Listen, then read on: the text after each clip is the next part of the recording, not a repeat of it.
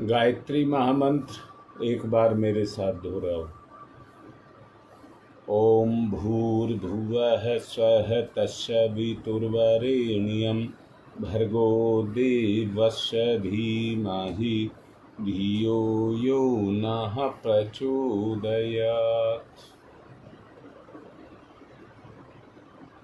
प्रत्येक व्यक्ति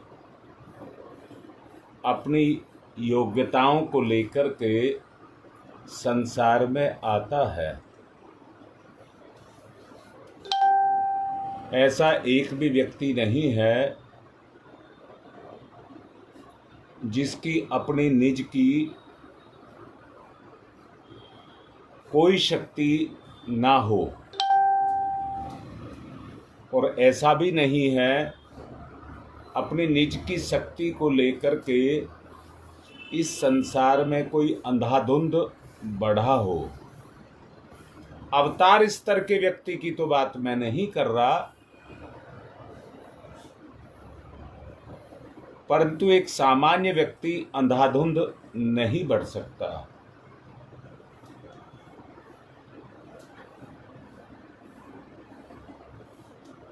एक बात बड़ा सोचने की है, राम के जीवन से अगर मर्यादाओं को निकाल दें, ईसा मसीह के जीवन से यदि सूली पर चढ़ना हटा दें,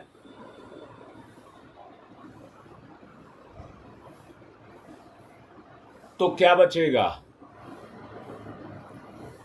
मेरा कहने का मतलब है, राम मर्यादा के कारण पुरुषोत्तम बना और भगवान के स्तर तक पहुंच गया।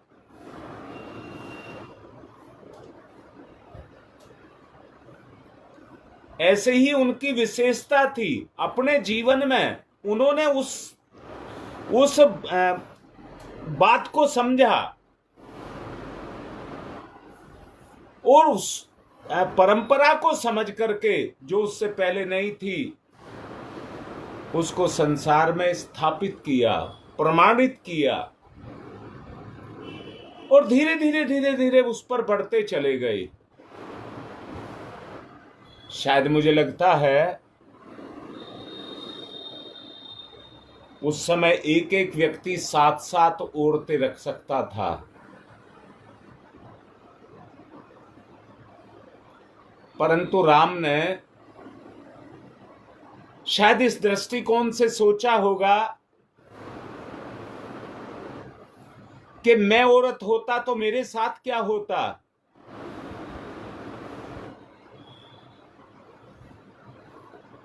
शायद इस दृष्टिकोण से सोचा होगा कि अगर हम दो ही पति पत्नी, एक पत्नी और एक पतिव्रत धर्म का पालन करें,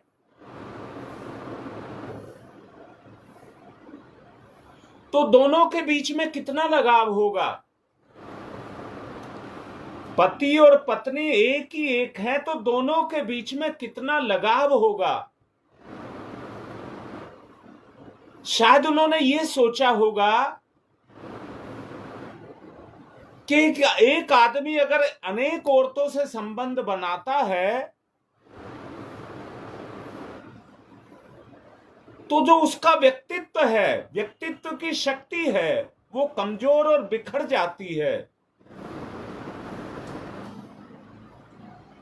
शायद उन्होंने इस बात को सोचा होगा, और बिखरती हुई शक्ति को एकाग्र करके वो धीरे धीरे धीरे धीरे उस क्षेत्र में आगे बढ़े, और एक पत्नी व्रत धर्म ने उनको भगवान बना दिया। एक पत्नी व्रत धर्म ने उनको भगवान बना दिया।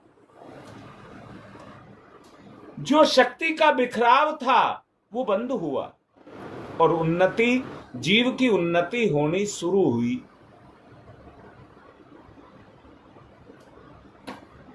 मैंने कहा है, जीवन के क्षेत्र में अंधाधुंध कोई नहीं बढ़ सकता। परंतु धीरे धीरे जीवन के क्षेत्र में बढ़ने का अवसर भगवान ने सबको दिया है। अब मैं फिर से कहता हूं, अगर राम अपने तक ही सीमित रहते तो संसार में मर्यादाओं को कैसे स्थापित करते। मर्यादा के आधार पर उन्होंने समाज में एक ऐसी शक्ति को पैदा किया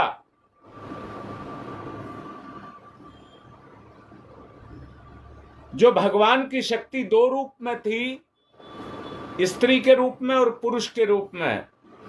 दोनों मिलकर के एक हुई तो पूर्णता की प्राप्ति हुई। आवश्यकता है इस बात को गहराई से समझने की।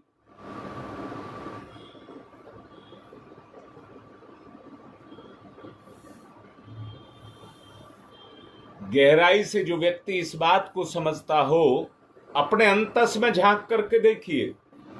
जो मैंने अभी बात बोली है, इसको अपने अंतस में झांक करके देखिए।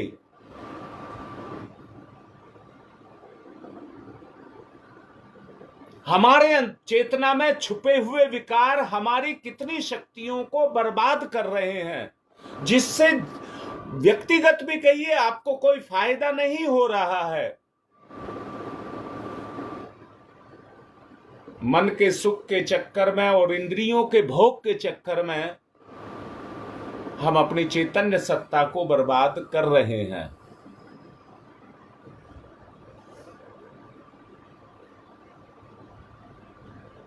प्रत्येक व्यक्ति ने दो स्तर पर अपने रास्ते चुनता है। बहुत अच्छे से समझ लें, प्रत्येक व्यक्ति दो स्तर पर अपने रास्ते को चुनता है। एक पतन का रास्ता, एक उत्थान का रास्ता। सब जानते हैं और सबको पता है, और सब में है। क्या है? याद रखना, मैंने 3 बात कही थी। लोभ, मोह और क्रोध। अहंकार नहीं बोला है। लोभ, मोह और क्रोध, ये पतन के सीढ़ियां हैं। 3 लोक नरक में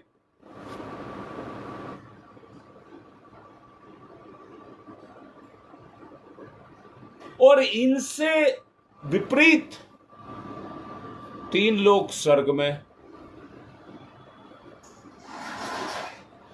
जो अपनी अच्छाई को आधार बनाता है, बुराई को गौण कर देता है। सब कुछ मिला हुआ है, उत्थान पतन सब इसके अंदर है। जो अंदर की वास्तविक स्थिति को समझता है, अपनी स्थिति को समझता है, वो आप बहुत गहराई से इसके सूक्ष्म स्वरूप को झांक करके देखिए।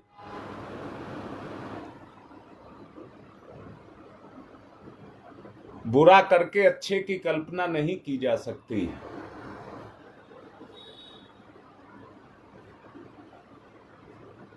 क्योंकि बुराई का प्रभाव आपकी चेतना में चला जाएगा। मैं परिणाम की बात और नहीं कर रहा। मैंने पिछले दिनों कहा था, कोई व्यक्ति अन्याय करता है तो दुष्टता अपने आप उसके अंदर आ जाएगी। अन्याय के कारण दुष्टता अपने आप आ जाएगी।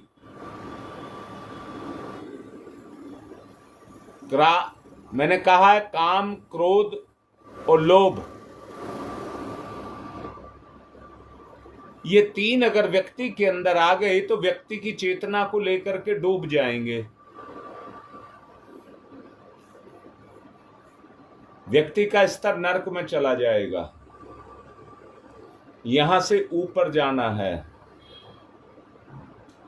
गिराने वाले बहुत मिलेंगे और गिरने वाले बहुत मिलेंगे। एक दूसरे का विनाश कर देता है, पतन कर देता है। परंतु ये भी मैं कहना चाहूंगा ऐसे संगी साथी भी होते हैं, अपने अपने हृदय में सब झांक करके देखिए। ऐसे संगी साथी भी होते हैं जो खुद को ऊंचा उठाते हैं और अपने साथ वाले को भी ऊंचा उठाते हैं।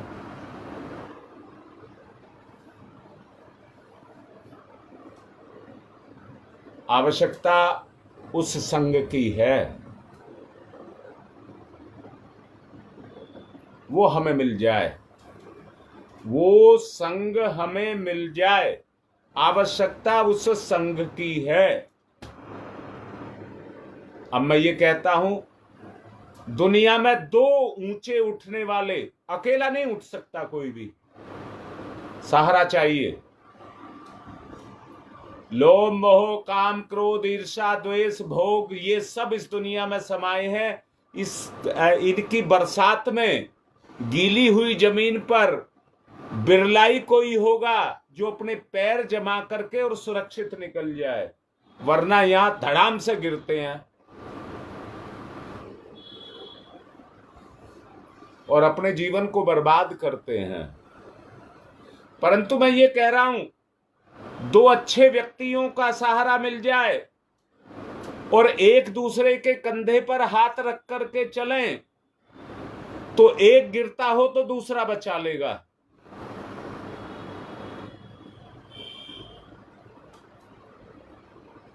ये उत्थान का रास्ता है, यही उत्थान का रास्ता है, और कोई रास्ता नहीं है। पूर्णतया व्यवहारिक है, इसलिए सामाजिक भी है। राम भगवान इसलिए बने कि उन्होंने मर्यादाओं को अपने तक सीमित नहीं रहने दिया। संसार के समस्त सत्य के रूप में सबके सामने उसको रख दिया। ढूंढने वाले, ऐब लगाने वाले बहुत आए, पर मर्यादाओं को नहीं टूटने दिया। कहते हैं धोबी के कहने से मां सीता को उन्होंने घर से निकाल दिया। मैं नहीं जानता, उस स्तर की मेरी सोच नहीं है, परंतु मेरी ये सोच है, भगवान जो कुछ करता है वो आदर्श होता है। मैं नकारात्मक राम भगवान की बात को नहीं कहूंगा। अगर मैं राम का मानने वाला हूं तो मुझे राम की बुराई अगर है भी, दुनिया कह रही है, तो मुझे उस बुराई से कोई मतलब नहीं है। मैं राम को मानता हूं, राम की बुराई को नहीं मानता। दुनिया कहती रहे, अच्छाई को जानता हूं। आपको प्रेरित कर रहा हूं, जो आपको प्रेरित करे अंदर से अच्छाई पर चलने के लिए, आपको उस रास्ते को दिखाए अच्छाई पर चलने के लिए। अगर दो का किसी का जोड़ा बन गया तो पार उतर जाएगा। गिरने से बचाएंगे एक दूसरे को, एक दूसरे को गिरने से बचाएंगे।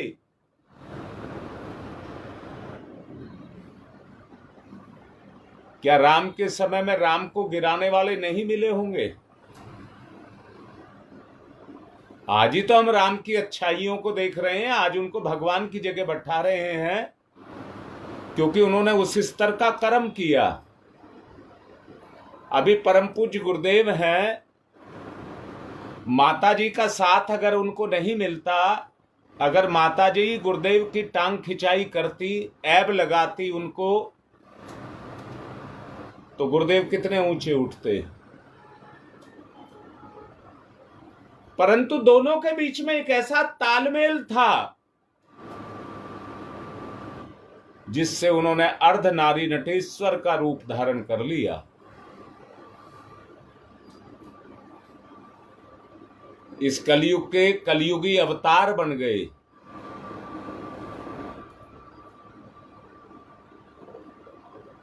ऋषि, ब्रह्म ऋषि की उपाधि को प्राप्त कर गए।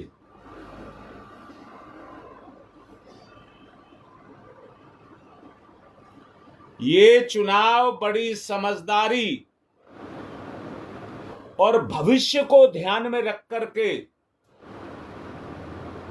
मेरे शब्द आपकी अंतर चेतना को प्रभावित करें,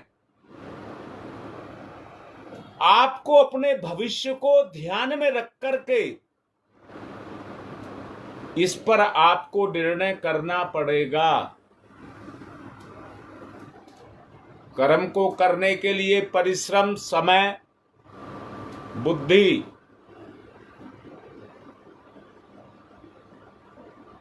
और साधन चाहिए किसी भी कर्म को करने के लिए। दोबारा बोल रहा हूं,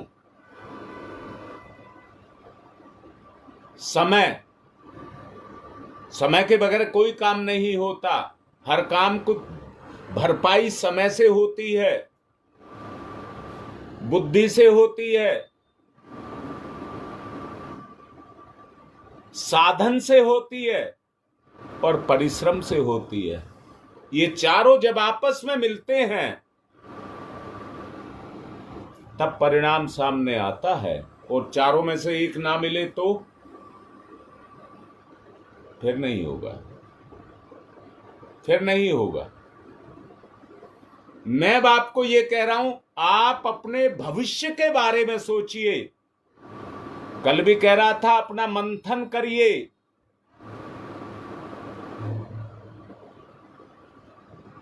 और सुविचार को, अच्छे विचार को, अच्छे गुण को अपने अंदर जागृत करिए।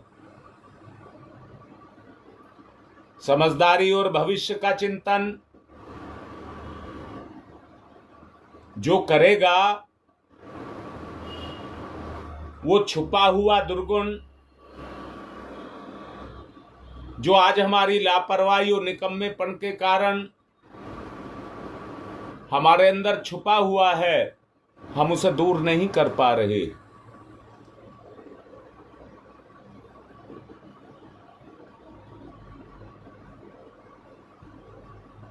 अच्छाई, बुराई, उजाला, धुंधला, ये सब पक्ष हमारे जीवन में हैं। इनमें से हमें चुनना पड़ेगा। हाथ पर हाथ रख करके बैठने से या अच्छाई की तरफ से मुंह फेर करके चलने से कोई फायदा नहीं होगा।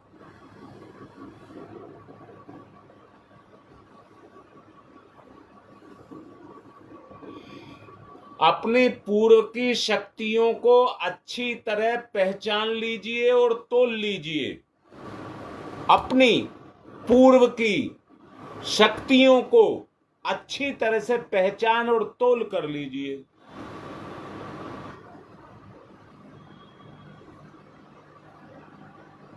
उद्देश्य नाना प्रकार के हैं। व्यक्ति अपनी उन्नति चाहता है, पर ईश्वर का नियम है, जो जितना बड़ा बनना चाहता है उतनी बड़ी सेवा का व्रत ले ले।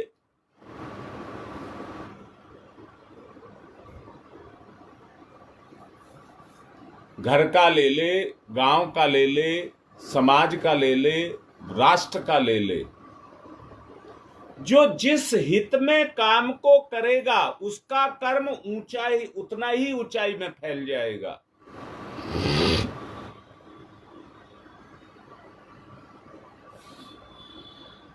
गरुड़ पक्षी है, ऊंचा उड़ता है तो दूर दूर तक का दिखाई देता है। छोटे पक्षी हैं, वो 2-4 मंजिल ऊपर तक उड़ जाते हैं तो उनको उतना ही दिखाई देता है। अपने दृष्टिकोण का विस्तार करना पड़ेगा। अपने अंतस में जाइए, उजाला और धुंधला दोनों को देखिए।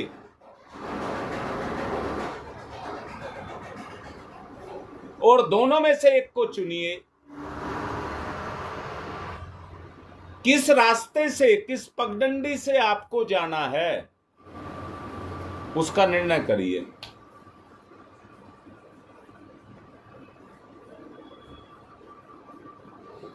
ध्यान मुद्रा अपनी अंतस चेतना में जाएं।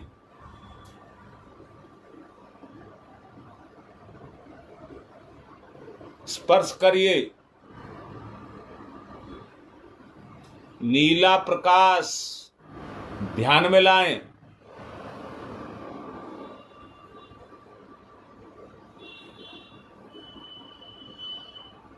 प्रकाश के सहारे अंतर चेतना में, हृदय में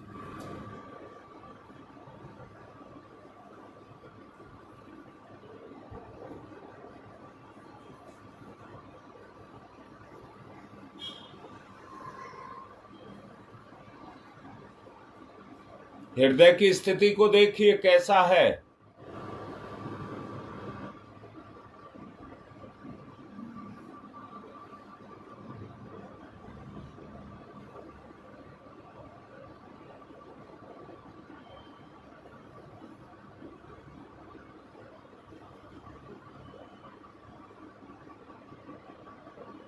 गहरी सोच,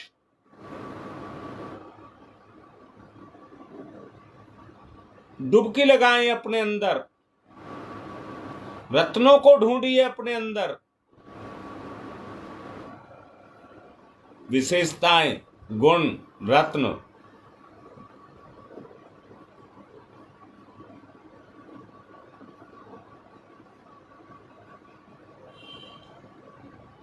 बुराई का सहारा लेकर बुराई भी तो पैदा करते हैं आप। अच्छाई का सहारा लीजिए, अच्छाई को पैदा करिए। अंतस की गहराई, मन को इधर उधर ना जाने दें, मन की बिल्कुल परवाह ना करें, हृदय स्थान में जाएं।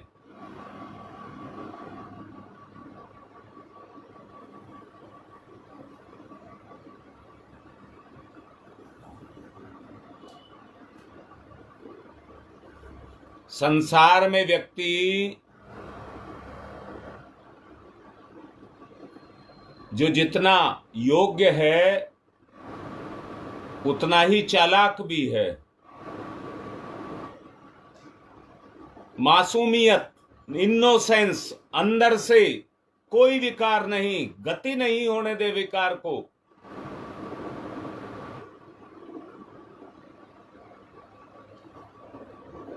अच्छाई का जागरण, गहरी लंबी श्वास,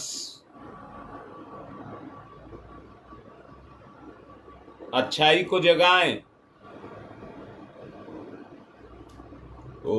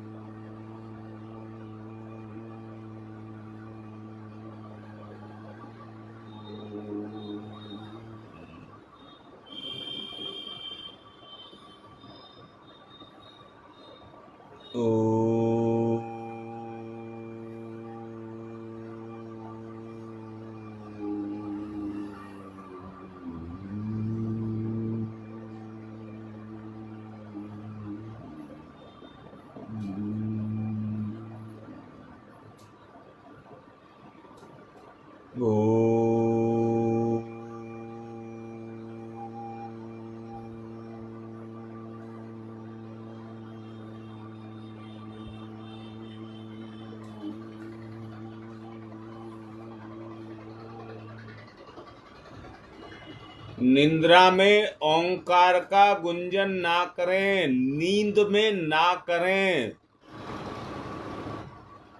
अरे मैं तन की नींद नहीं कह रहा, मन की नींद को कह रहा हूं। नींद में ओंकार का गुंजन ना करें, ये आपकी चेतना को प्रभावित करेगा और आपके विकार को दूर करेगा। प्रतिक्रिया उसी समय होने लग जाएगी जैसे ही ओंकार का गुंजन आप करेंगे। करिए ध्यान मुद्रा के साथ में। ओ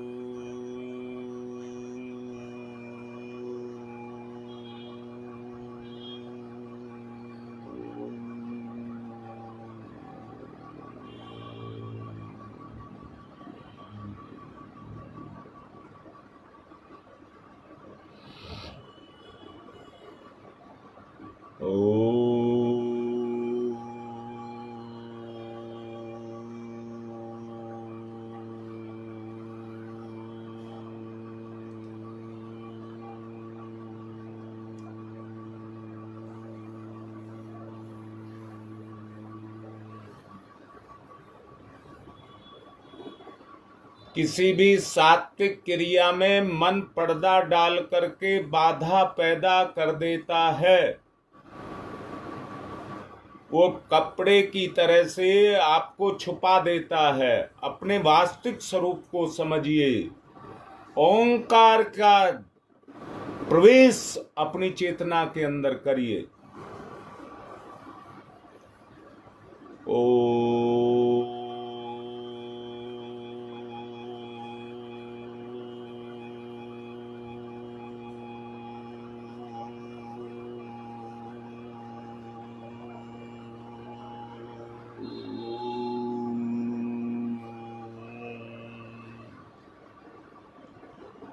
विषय चल रहा है आत्म उत्थान का। मन उसको भटका देगा विचार में,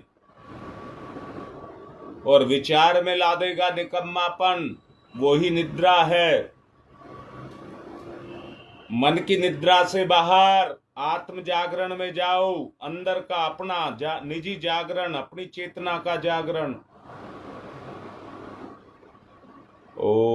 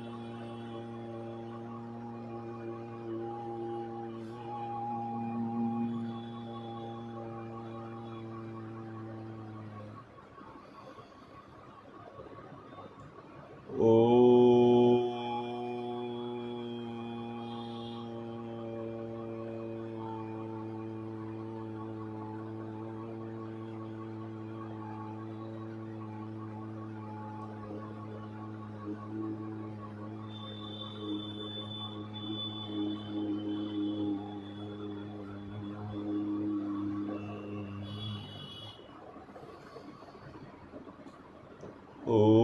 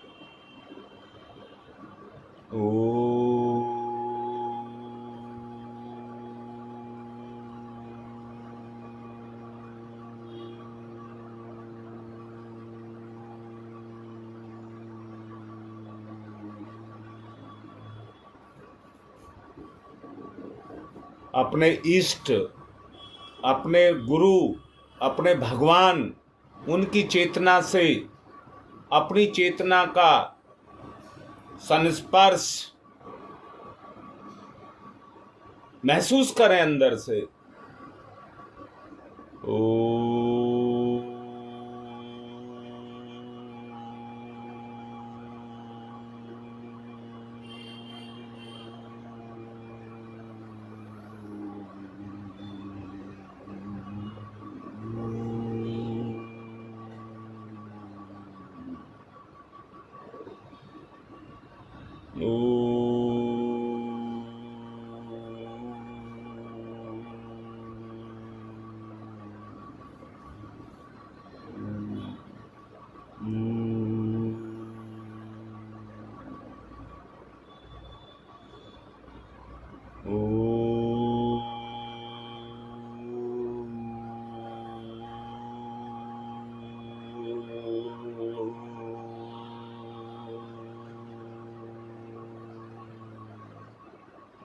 दोनों चेतनाओं के मिलने का एहसास करिए। निद्रा खुल जाएगी। सर्दी में हाथ की रोम जकड़ जाते हैं, पर जैसे ही आग के सामने ले जाते हैं हाथ खुल जाता है। अपनी चेतना को खोलें। ओ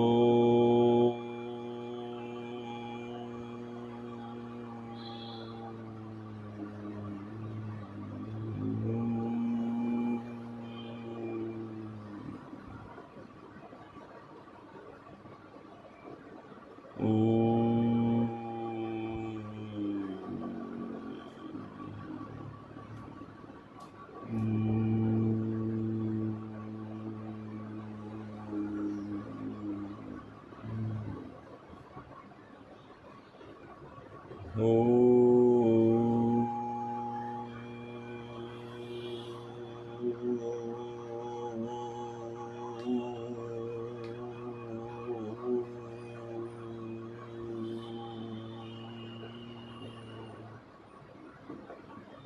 निर्णयों को आदर्श में बदलिए।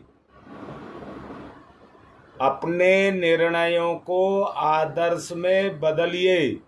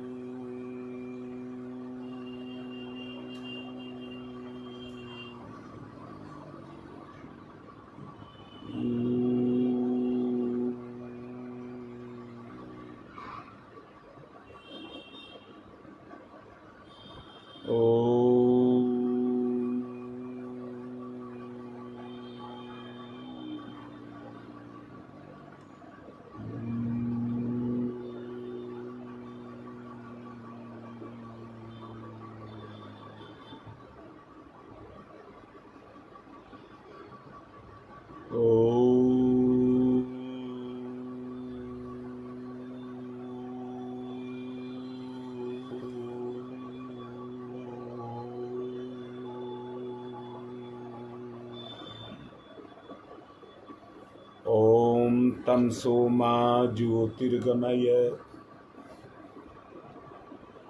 तमसो मा ज्योतिर्गमय। असतो मा सद्गमय। असतो मा सद्गमय। ओम मृत्योर्मामृतं गमयः। ओम मृत्योर्मामृतं गमयः।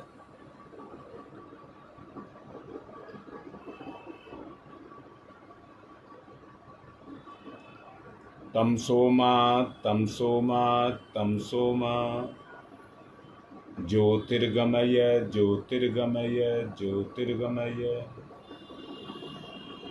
तमसो मा ज्योतिर्गमय। असतो मा असतो मा असतो मा सद्गमय सद्गमय सद्गमय। असतो मा सद्गमय। मृत्योर्मा मृत्योर्मा मृत्योर्मा अमृतं गमय अमृतं गमय अमृतं गमय। मृत्योर्मा अमृतं गमय। दोनों हाथ रगड़िए, मुख पर फिराइए। आज की बात समाप्त।